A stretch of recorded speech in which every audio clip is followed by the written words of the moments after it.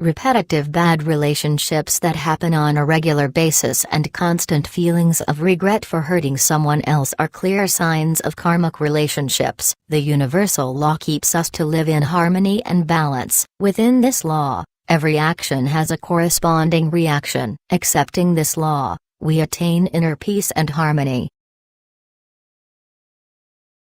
How soul contract works. Many people experience one or more karmic relationships. This past life karmic relationship could only be healed by the soul contract we created before incarnating in this planet. For example, if a person was an abusive husband in the past life, he would make a soul contract with his wife doing it all over again but with a twist. In the next life, he'd take the role of the abused wife, while the wife takes the role of the abusive husband. A contract like this is done for the main purpose of learning the consequences of karma and basically learning the mistakes in the past life. Perhaps this also holds true for child abuse. It may be possible that the child was the abuser in the past life and this was part of their soul contract. On the other hand, before a parent punishes a child, they'd say what they're going to do hurts them more than it would hurt the child. This most likely comes from their remembrance of when they made their soul contract with the child they were about to punish, or,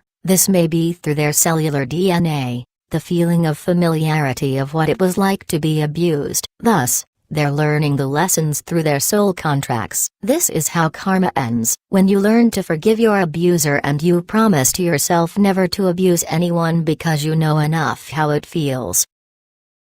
How the universal law of wisdom works. We keep finding ourselves in repetitive patterns or cycles, yet keep committing the same mistake again. This is how the universal law of wisdom comes to the picture. The universal law of wisdom releases the other person or people from the wheel of karma by forgiving them with unconditional love. Unconditional love helps us focus on the lessons learned and the experiences we had, making us forgive others no matter how bad the damage had been. We may have a hard time understanding this, yet, before we incarnate here, we were on the other side of the veil feeling only unconditional love for another. When we made the soul contract, unconditional love was being removed from us. Because of the mistakes we committed in the past life, we decided to come back to experience these mistakes from the other person's perspective. Hence, we made a soul contract with that person to resolve the issues. The idea was to put an end to the wheel of karma. However,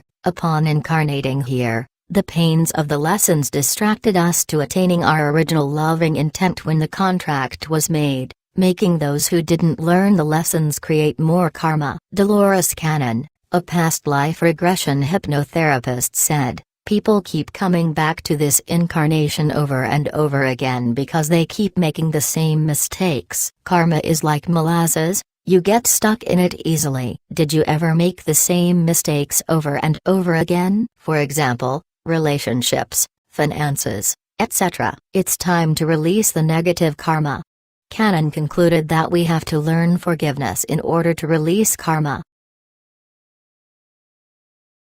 You might have gone through bad relationships in the past. Consider releasing the persons from the wheel of karma by forgiving them and giving them unconditional love. Doing this might be the most difficult thing you've done in your entire life, especially when the relationship was abusive. But bear in mind that you might be the abuser in the past life and that you agreed to come here for the main purpose of ending the cyclic abusive relationship. This is your best time to take the high road and end the karma in this incarnation. This doesn't mean there's a necessity to unconditionally love the person you have had the relationship with. It just means you have to unconditionally love the lessons learned through the experiences, thereby putting an end to all karmic relationships with that particular person. When you use and live in accordance with the universal law of wisdom to the fullest, you're ultimately putting an end to all karmic relationships.